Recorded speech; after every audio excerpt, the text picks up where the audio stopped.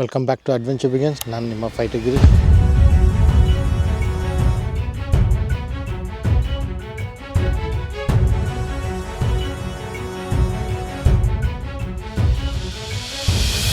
ನಾವು ಹೋಗ್ತಾ ಇರೋಂಥ ಬೆಟ್ಟ ಇವತ್ತು ಬರೀ ಒಂದು ಟ್ರೆಕ್ಕಿಂಗ್ ಸ್ಪಾಟ್ ಅಲ್ಲ,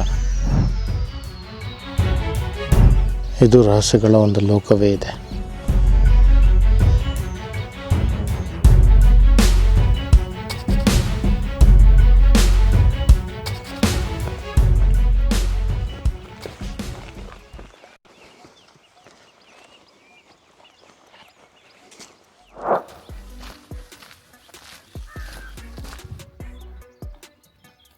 ನಮ್ಮ ಕೆಂಪೇಗೌಡರು ಬೆಂಗಳೂರನ್ನ ಪ್ರೊಟೆಕ್ಟ್ ಮಾಡಬೇಕು ಅನ್ನೋ ಉದ್ದೇಶದಲ್ಲಿ ನವದುರ್ಗಗಳನ್ನ ಸ್ಥಾಪನೆ ಮಾಡಿದ್ರು. ಆ ನವದುರ್ಗಗಳಲ್ಲಿ ಈ ಕಬ್ಬಾಳ ದುರ್ಗನೂ ಒಂದು ದುರ್ಗ.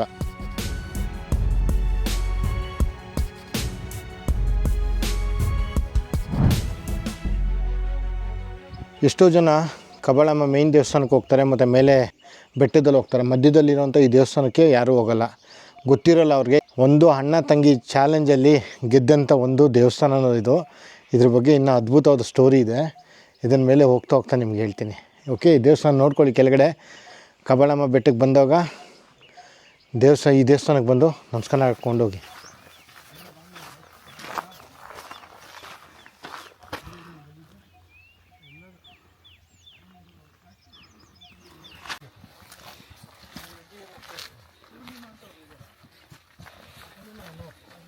ಬೆಟ್ಟದ ಇತಿಹಾಸ ಬರೀ ನಮ್ಮ ಕೆಂಪೇಗೌಡರಿಂದ ಸ್ಟಾರ್ಟ್ ಆಗಿಲ್ಲ. ಸ್ವಲ್ಪ ಫ್ಯೂ ಇಯರ್ಸ್ ಬ್ಯಾಕ್ ಹೋದರೆ ಆವಾಗ ನಮ್ಮ ವಿಜಯನಗರ ಸಾಮ್ರಾಜ್ಯದವರು ಇದನ್ನು ಅಬ್ಸರ್ವೇಷನ್ಗೆ ಅಂತ ಈ ಕೋಟೆನ ಬಳಸ್ಕೊತಾ ಇದ್ರಂತೆ. ಯಾಕಂದರೆ ಇಲ್ಲಿಂದ ಮೇಲೆ ನಿಂತ್ಕೊಂಡಾಗ ಸುತ್ತಮುತ್ತಲು ಯಾರನ್ನ ಏನೋ ಚಲನವಲನ ಮಾಡ್ತಾಯಿದ್ರೆ ಅವಾಗ ಗೊತ್ತಾಗಿರತ್ತಂತೆ. ಯಾಕಂದರೆ ಅವಾಗೆಲ್ಲ CCTV ಡ್ರೋನ್ಸ್ ಎಲ್ಲ ಇರಲಿಲ್ಲ, ಅದಕ್ಕೆ. So everything is a live.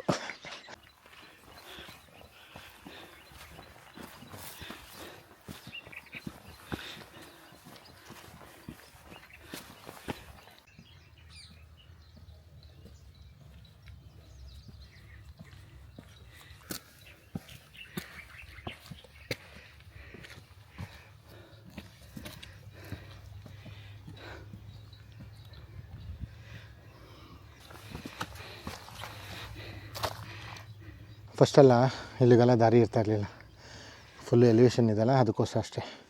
But ಇವಾಗ ನಮ್ಮ ಗೌರ್ಮೆಂಟವರು ತುಂಬ ಇಂಪ್ರೂವ್ಮೆಂಟ್ ಮಾಡಿದ್ದಾರೆ. ಸೊ ಎಲ್ಲರಿಗೂ ಈಸಿ ಆಗಲಿ ಅಂತ ರೈಲಿಂಗ್ಸ್ ಕಂಬಿ ಹಾಕಿದ್ದಾರೆ. ಸುಮಾರು ಜನ ಬೆಟ್ಟಕ್ಕೆ ಬರೋರು ದೇವ್ರನ್ನ ನೆನೆಸ್ಕೊಂಡಿಲ್ಲ ಅಂದರೆ ಯಾರು ಮೇಲೆ ರೀಚ್ ಆಗೋಕ್ಕಾಗಲ್ಲ. ಇದು ಖುದ್ದಾಗ ಐನೂರು ಹೇಳಿದ್ದಾರೆ, ಮತ್ತು ನಾವು ಒಂದು 2-3 ಸತಿ ಎಕ್ಸ್ಪೀರಿಯೆನ್ಸ್ ತೊಗೊಂಡಿದ್ದಿರೋದು. ದೇವ್ರನ್ನ ನೆನೆಸ್ಕೊಂಡು ಕಬ್ಬಾಳಮ್ಮ ಕಾಪಾಡಮ್ಮ ಅಂದರೆ ಮಾತ್ರನೇ ದೇವ್ರು ನಿಮ್ಮನ್ನ ಅಲ್ಲಿ ಕರ್ಕೊತಾರೆ ಆ ದೇವಸ್ಥಾನಕ್ಕೆ. ಅದೇ ಮೇಯ್ನ್ ಮೂಲ ದೇವರು ನಾವು ಹೋಗ್ತಾ ಇರೋದು. ಎಲ್ಲರೂ ಬಂದೇನು ಕೆಳಗಡೆ ಪೂಜೆ ಮಾಡ್ಕೊಂಡು ಹೋಗ್ತಾರಲ್ಲ, ಜಸ್ಟ್ ಟೆಂಪಲ್ ಅಷ್ಟೇ ಅದು. ಮೇಲೆ ಯಾರ ಕೈಯಲ್ಲಿ ಆಗಲ್ಲ ಅಂಥವರೆಲ್ಲ ಬಂದುಬಿಟ್ಟು ಕೆಳಗಡೆ ದರ್ಶನ ಮಾಡ್ಕೊಂಡು ಹೋಗ್ತಾರೆ. ಕೆಲವರು ಮೇಲೆ ಹತ್ತುತ್ತಾರೆ.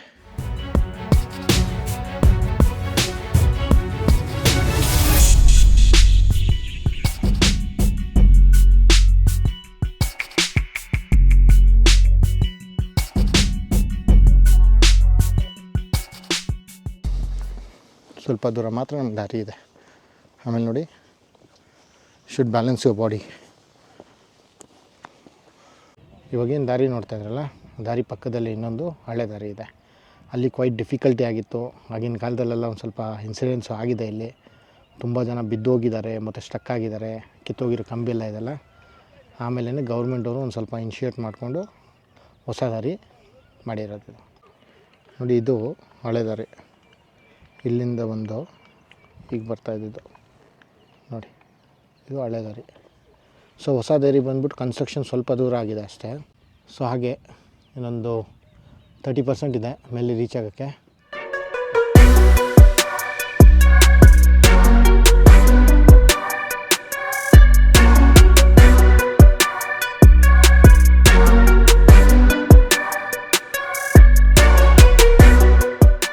ಹಾಗೆ ಇಲ್ಲಿ ಇನ್ನೊಂದು ಕಥೆನೂ ಇದೆ.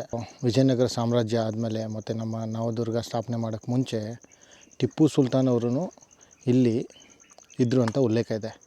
ಹೇಗೆ ಅಂದರೆ ಆವಾಗ ಸೇಮ್ ಇದೆ, ಇಲ್ಲಿ ಕೆಲವು ಗುಹೆಗಳಿದೆ ಅಂತೆ. ಸೊ ಆಮೇಲೆ ಯುದ್ಧ ಆದಮೇಲೆ ಇಲ್ಲಿಂದ ಇನ್ ಕೇಸ್ ಏನಾರ ಸೋಲೋಂಥ ಪರಿಸ್ಥಿತಿ ಬಂದಾಗ ಅವ್ರು ಇಲ್ಲಿಂದ ತಪ್ಪಿಸ್ಕೊಂಡು ಹೋಗೋಕ್ಕೆ ಅಂದ್ಬಿಟ್ಟು ಸುರಂಗ ಮಾರ್ಗಗಳು ಮಾಡಿಟ್ಟಿದ್ದಾರೆ ಅಂತಲೂ ಜಾಗ ಇದೆ. ಬನ್ನಿ, ಆಲ್ಮೋಸ್ಟ್ ಆಲ್ ಎಲ್ಲ ಮುಗೀತು, ಇನ್ನೊಂದು 20-30% ಇದೆ ಅಷ್ಟೇ, ಅದೇ ಪೀಕು. ಹೊರಟ್ಬಿಡೋಣ.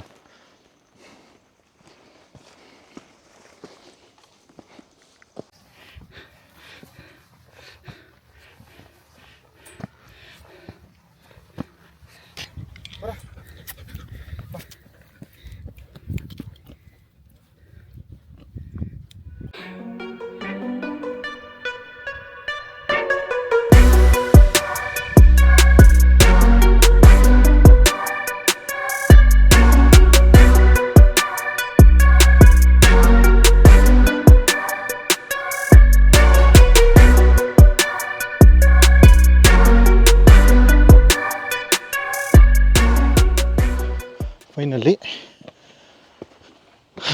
ಲಾಸ್ಟ್ ಫೋರ್ಟಿಗೆ ಬಂದ್ರಿ.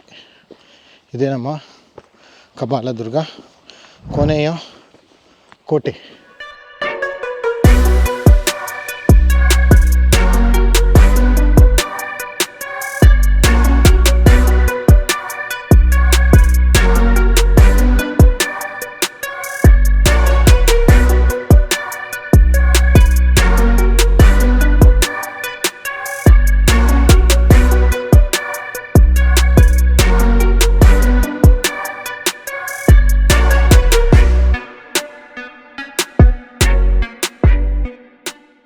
ಈ ಪಾಂಡು ಬಂದ್ಬಿಟ್ಟು 365 ಡೇಸು ನಿಮಗೆ ನೀರಿರುತ್ತೆ. ಮತ್ತು ಲಾಸ್ಟ್ ಟೈಮ್ ಒಬ್ಬರು ಇಲ್ಲಿ ಬಂದಾಗ ನಾನು ಒಬ್ರು ಈಜಾಡಕ್ಕೆ ಹೋಗಿ ಸೋತೋಗಿದ್ರು. ಅವಾಗ ಬಂದ್ಬಿಟ್ಟು ನಾವು 500ನ ಕೇಳಿದ್ರಿ, ಯಾಕೆ ಈ ಥರ ಆಗ್ತಾಯಿದೆ ಅಂದಾಗ ಅವ್ರು ಹೇಳಿದರು, ಇಲ್ಲ, ಯಾಕಂದರೆ ತುಂಬ ಪವಿತ್ರವಾದ ಸ್ಥಳ, ಇಲ್ಲೆಲ್ಲ ಈಜಾಡೋಕ್ಕೆ ಅದಕ್ಕೆ ಇದಕ್ಕೆ ಅಂತ ಬಂದರೆ ಯಾವುದೇ ಕಾರಣಕ್ಕೂ ದೇವರು ಆಕ್ಸೆಪ್ಟ್ ಮಾಡಲ್ವಂತೆ. ಅದರಿಂದ ತೀರೋಗಿದ್ದಾರೆ ಅಂತ. ಅದನ್ನೆಲ್ಲ ಆಗಿದ ತಕ್ಷಣ ಇಮಿಡಿಯೇಟಾಗಿ ಯಾವತ್ತು ಬರ್ದೇ ಇರೋ ಮಳೆ ಬಿಫೋರು ಉಗಾದಿಗೆ ಮಳೆ ಬಂದು ಅದು ಮತ್ತೆ ಕ್ಲೀನ್ ಆಯಿತು. ಸೊ ಅಷ್ಟು ವಿಶೇಷತೆ ಜಾಗ ಇದು ಕಪಾಲಮ್ಮದು. ಆ್ಯಂಡ್ ಮೇಯ್ನ್ ಮೂಲ ದೇವ್ರು ಬಂದ್ಬಿಟ್ಟು ಇಲ್ಲೇ ಕಪಾಲಮ್ಮ ಇರೋದು.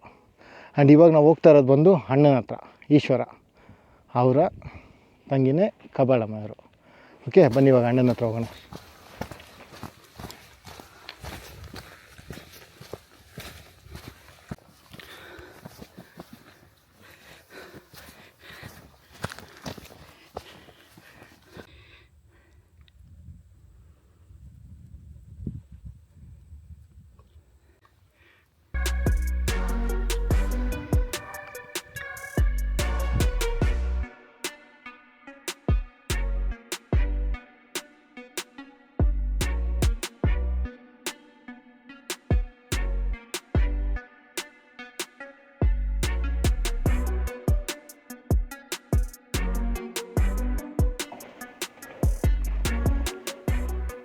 ಇದು ಅವಾಗ ಸೈನಿಕರು ರೆಸ್ಟ್ ಮಾಡ್ತಾಯಿರಂತೆ. ಅದೇ ಟೈಮಲ್ಲಿ ಇಲ್ಲಿಂದ ಸುರಂಗ ಮಾರ್ಗ ಬೇರೆ ಇತ್ತಂತೆ.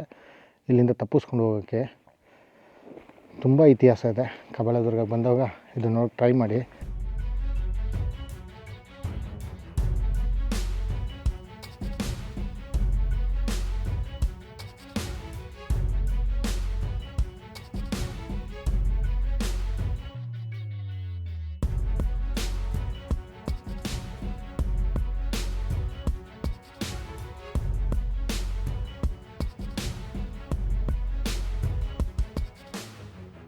ಆಟ ಆಡಿ ಇಳಿದಿರೋದು. ಮೇಲೆ ಶಿವನ ದೇವಸ್ಥಾನ ಇದೆಯಲ್ಲ, ಅಲ್ಲಿ ಪಗಡೆ ಆಟ ಆಡಿ ಗೆದ್ದು ಅಮ್ಮ ಇಳಿದೋದ್ರಿಂದ ಕಬ್ಬಾಳಮ್ಮನವ್ರಿಗೆ ಶಕ್ತಿ ಬೆಟ್ಟದ ಮೇಲೆ ಜಾಸ್ತಿ.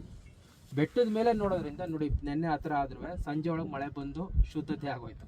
ಯಾವತ್ತು ಮಳೆ ಬಂದಿತ್ತು, ಈ ಯುಗಾದಿ ಹಿಂದೆ ಮುಂದೆ ಬೀಳುತ್ತೆ ಅಂತಾರೆ, ಅದು ಶುದ್ಧತೆ ಆಗಬೇಕು ಅಂತಲೇ ಅದು ಬೀರ್ತದೆ. ಅದು ಈ ತಾಯಿ ಉದ್ಭವ ತಾಯಿ ಇದ್ರೆ ತಮಿಳ್ನಾಡು ಜನ ಕೊಂಗನಾಡು ಅಂತ. ಆ ಇಲ್ಲಿ ಮೇಯ್ನು ಇಂಪಾರ್ಟೆಂಟು ನಾನು ಹೇಳ್ದಂಗೆ ಈಶ್ವರ ಮತ್ತು ಕಬ್ಬಾಳಮ್ಮ ಇಬ್ಬರಿಗೂ, ಲೈಕ್ ಅಣ್ಣ ತಂಗಿರು ಇಬ್ಬರಿಗೂ ಕಬಡ್ಡಿ ಆಟ ನಡೆಯುತ್ತಂತೆ. ಕಬಡ್ಡಿ ಆಟಲ್ಲಿ ತಂಗಿ ಗೆದ್ಬಿಡ್ತಾರಂತೆ ಕಬ್ಬಾಳಮ್ಮ ಅವರು.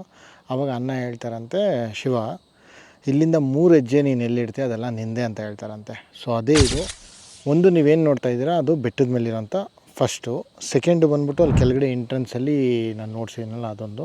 ಮತ್ತು ಮೇಯ್ನ್ ಬಂದ್ಬಿಟ್ಟು ಇವಾಗ 3ನೇದು ಜಾಗ ಬಂದ್ಬಿಟ್ಟು 3ನೇ ಹೆಜ್ಜೆ ಇಟ್ಟಿರೋದು ಬಂದು ಊರಲ್ಲಿ ಇವಾಗ ಅಟ್ ಪ್ರೆಸೆಂಟ್ ಯಾರ್ಯಾರು ಕೆಳಗಡೆ ಬಂದು ಮೇಲೆ ಹತ್ತಕ್ಕೆ ಯಾರ ಕೈಲಾಗಲ್ಲ ಅವ್ರು ಹೋಗ್ಬಿಟ್ಟು ದೇವಸ್ಥಾನಕ್ಕೆ ನಮಸ್ಕಾರ ಹಾಕ್ಕೊಂಡು ಹೋಗ್ತಾರೆ. ಅಮ್ಮನವ್ರಿಗೆ 3 ವಾರಗಳು ತುಂಬ ಇಂಪಾರ್ಟೆಂಟು. ಅದರಲ್ಲಿ ಶುಕ್ರವಾರ, ಭಾನುವಾರ ಮತ್ತು ಮಂಗಳವಾರ.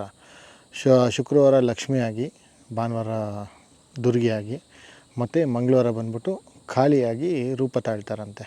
ತುಂಬ ಪವರ್ಫುಲ್ಲು. ನೀವು ಇಲ್ಲಿ ಬಂದಾಗ ದಯವಿಟ್ಟು ಯಾವುದೇ ಕಾರಣಕ್ಕೂ ಅರ್ಧ ದಾರಿಲಿ ಬಿಟ್ಟು ಹೋಗ್ಬೇಡಿ. ಕೆಳಗಡೆಯಿಂದ ಮೇಲ್ಗಡೆ ಬರೋವರೆಗೂ ನಿಮಗೆ 3000 ಮೆಟ್ಲಾಗುತ್ತೆ. ಸೊ 3000 ಮೆಟ್ಲಲ್ಲಿ ಸ್ವಲ್ಪ ದೂರವರೆಗೂ ನಿಮಗೆ ಮೆಟ್ಲು ಫೆಸಿಲಿಟೀಸ್ ಇದೆ, ಅಲ್ಲಿಂದ ಆಚೆಗಿಲ್ಲ. ಬಟ್ ಅಲ್ಲಿಂದ ಆಚೆಗೆ ನಿಮಗೆ ರಿಯಲ್ಲು ಚಾಲೆಂಜಿಂಗ್ ಆಗುತ್ತೆ. ಆ ಟೈಮಲ್ಲಿ ನೀವು ದೇವ್ರನ್ನ ನೆನೆಸ್ಕೊಂಡ್ರೆ ಆಟೋಮೆಟಿಕ್ಕಾಗಿ ದೇವರೇ ನಿಮ್ಮನ್ನ ಮೇಲೆ ಕರ್ಕೊಬರೋ ಥರ ಪವರ್ ಸಿಗುತ್ತೆ ನಿಮಗೆ. ಇದು 100% ನನಗೂ ಎಕ್ಸ್ಪೀರಿಯೆನ್ಸ್ ಆಗಿದೆ. ಇಲ್ಲಿ ಬಂದಾಗ ನಿಮಗೆ ಅದ್ರ ಬಗ್ಗೆ ಗೊತ್ತಾಗುತ್ತೆ. ಬಂದು ಒಂದು ಸತಿ ಎಕ್ಸ್ಪೀರಿಯೆನ್ಸ್ ಮಾಡಿ. ನಾನು ಹೇಳೋಕ್ಕಿಂತ ತುಂಬ ಸಖತ್ತಾಗಿರುತ್ತೆ. ಹಾಗೆ ಇಲ್ಲಿ ನೈಟ್ ಟ್ರೆಕ್ಕಿಂಗ್ ಮಾಡಿದಾಗ ತುಂಬ ಮಿಸ್ಟ್ರಿ ಎಲ್ಲ ಆಗಿದೆ. ಲೈಕ್ ಏನೇನೋ ಸೌಂಡ್ ಕೇಳಿಸೋದು ಒಂಥರ ಅದು ಇದು ಅಂತಲ್ಲ, ಇದೆಲ್ಲ ಒಂಥರ ಚಾಲೆಂಜಿಂಗು ಮತ್ತು ಈ ಥರ ಇರುತ್ತೆ. ಅದಕ್ಕೆ ಇವಾಗ ನೈಟ್ ಟ್ರೆಕ್ ಇಲ್ಲಿ ಬ್ಯಾನ್ ಮಾಡಿದ್ದಾರೆ. ನೀವು ಇಲ್ಲಿ ಫಾಲೋ ಮಾಡ್ಕೊಬೋದು. It's very good.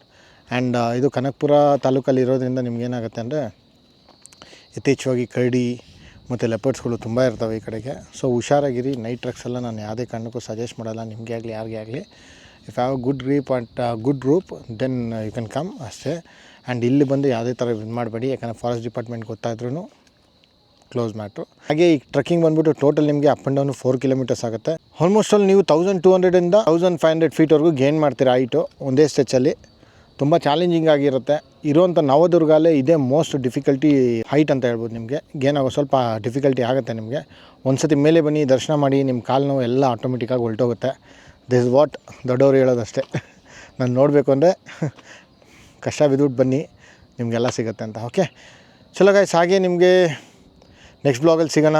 ದಯವಿಟ್ಟು ಕಾಮೆಂಟ್ಸ್ ಡ್ರಾಪ್ ಮಾಡಿ. ಏನಾರ ಫೀಡ್ಬ್ಯಾಕ್ ಇದೆ ದಯವಿಟ್ಟು ಅದರಲ್ಲಿ ಹಾಕಿ. ಟ್ರೈ ಮಾಡ್ತೀನಿ. ನಮ್ಮ ಕೈಯಲ್ಲಿ ಏನಾರ ಮಿಸ್ಟೇಕ್ ಆಗಿದೆ ಅದನ್ನು ತಿದ್ಕೊಳಕ್ಕೆ ನಾವು ಟ್ರೈ ಮಾಡ್ತೀನಿ. See on next blog. Bye.